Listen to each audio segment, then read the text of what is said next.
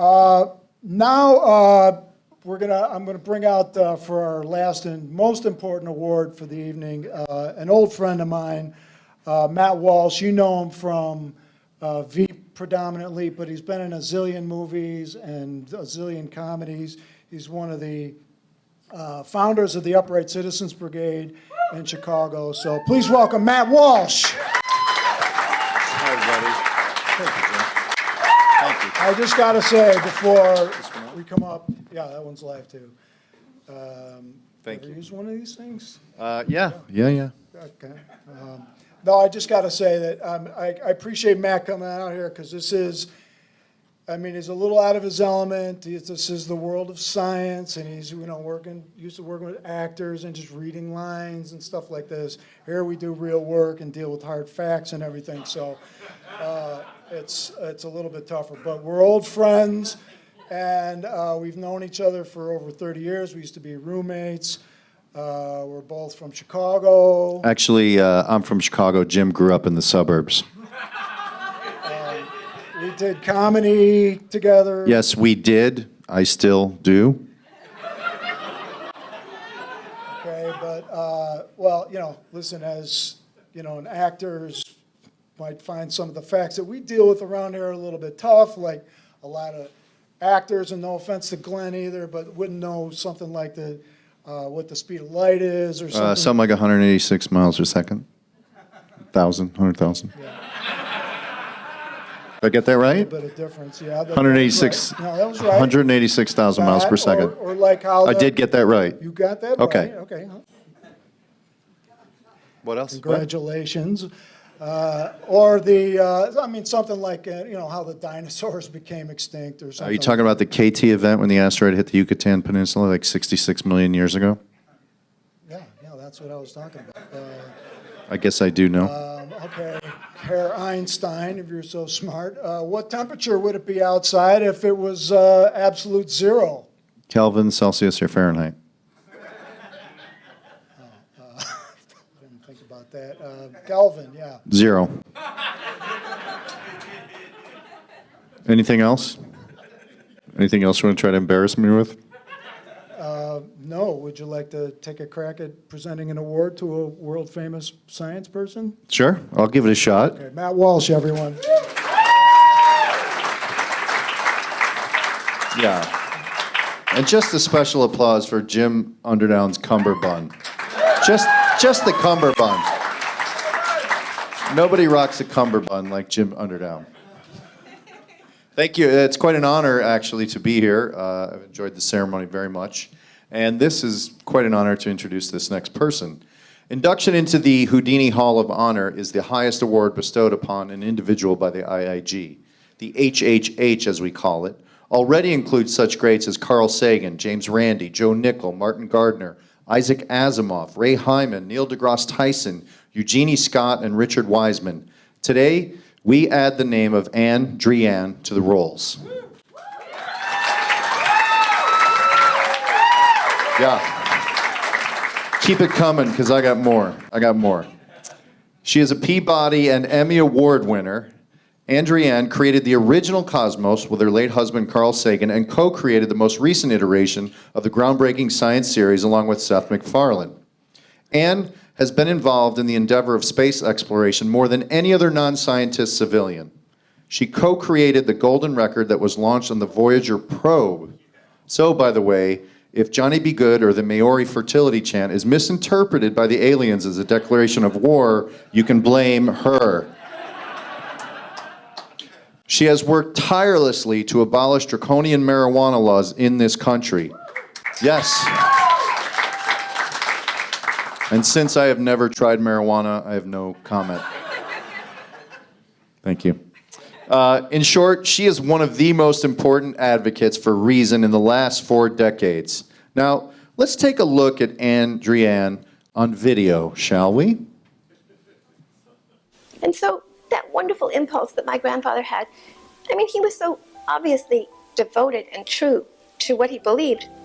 If he had had access to this wider cosmos that science has revealed, then I believe that he would have found new means of expression for his devotion and for his soulfulness.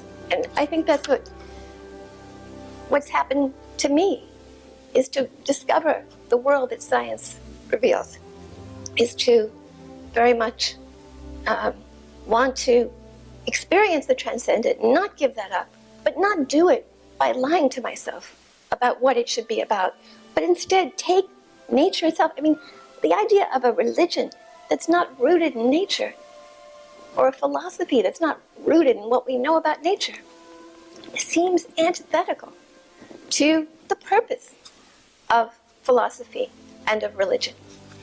You know, the original Cosmos series was written by Carl Sagan and Steven Soter and me. And when I began wanting to do another Cosmos, I turned first to Steve Soter, and we wrote the original drafts of most of the episodes together. Unfortunately, he had to depart a couple of years ago, but I treasure those endless 7-day weeks with him, just imagining what the new Cosmos could be. The cosmos is all that is, or ever was, or ever will be. Our contemplations of the cosmos stir us. I've been very lucky, as you can see, in the people in my life. And my relationship with Carl Sagan, my 20 years, my 20 trips around the sun with him, was, of course, the most beautiful and blessed good fortune that I've ever had. All of which we think can be understood in terms of our evolutionary origins. So we have that much in common with the chimps? We have a tremendous amount in common with chimps, much more. Not just the obvious things, the negative things, but also the very positive things. For instance, other primates have ethics. Some of them ethics that would put us to shame, actually. What science has done for us spiritually is that it has been the only thing that I know of that has compelled us to wean ourselves of our infantile need for centrality. And that was present, that is very much the essence of so many religious formulations of where we come from, why we came to be. It's the sign of mental health, that we can bear to think that this planet was perfectly fine for 4.5 billion years without us. That cosmic evolution goes on for 13.5 billion years before we even get here. How long have we been at science? How long have we systematically been looking at nature? Not even 400 years. And yet science gets us out to Enceladus. It takes us out of the solar system.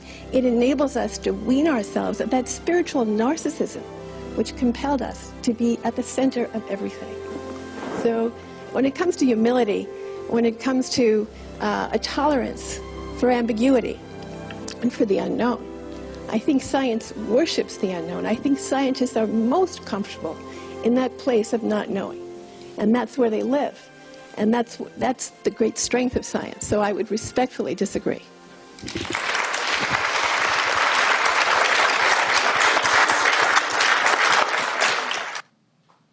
So, yeah.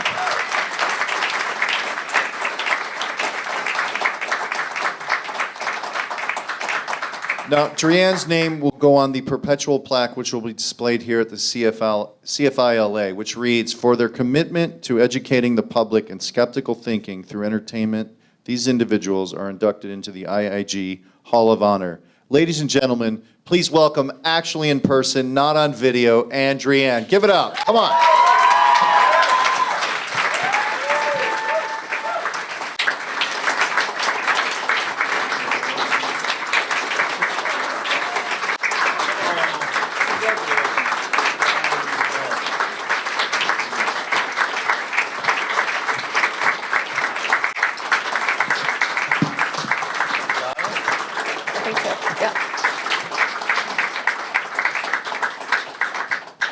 You are really touching my heart and my brain at the same time.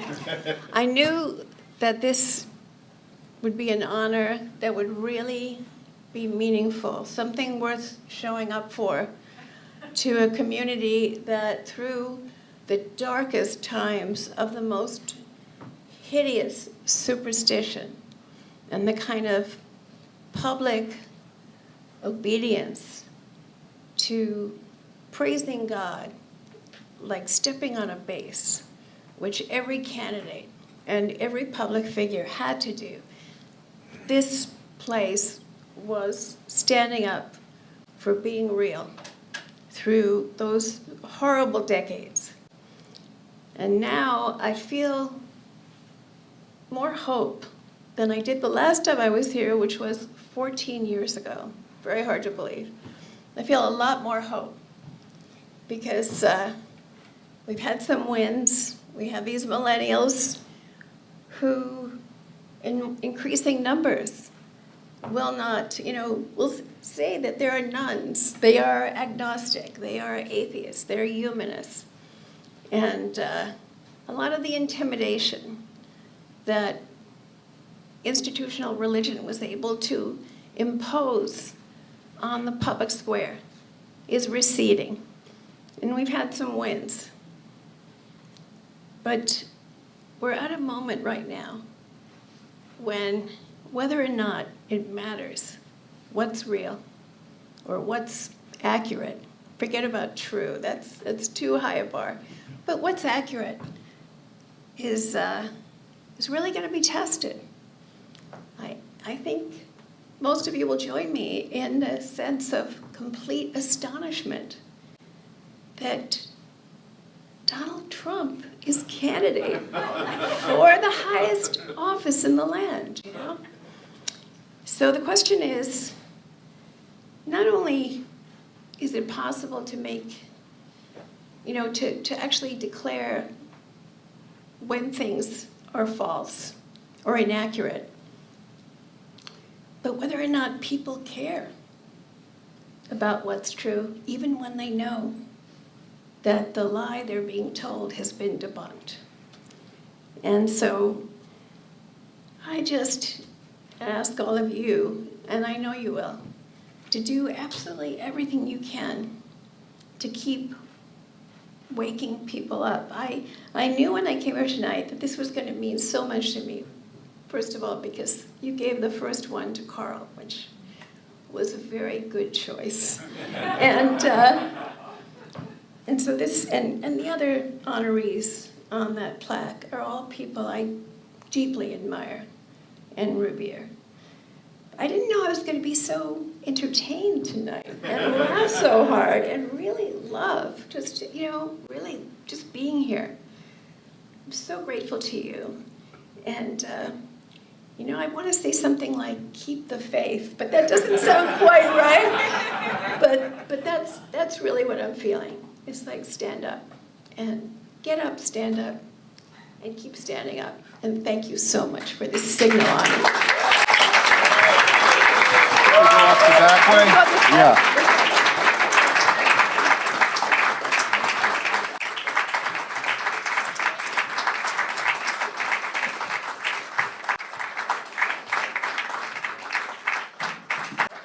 Thanks a lot, Matt. You can see Matt every Sunday and on Veep, and look for him this summer. He's going to be in the Ghostbusters movie. And Ann, personal thanks to Ann Druyan for all your work with CFI over the years. I know I speak for the whole nationwide organization when I say thank you for all your work over time from all of us. So thank you.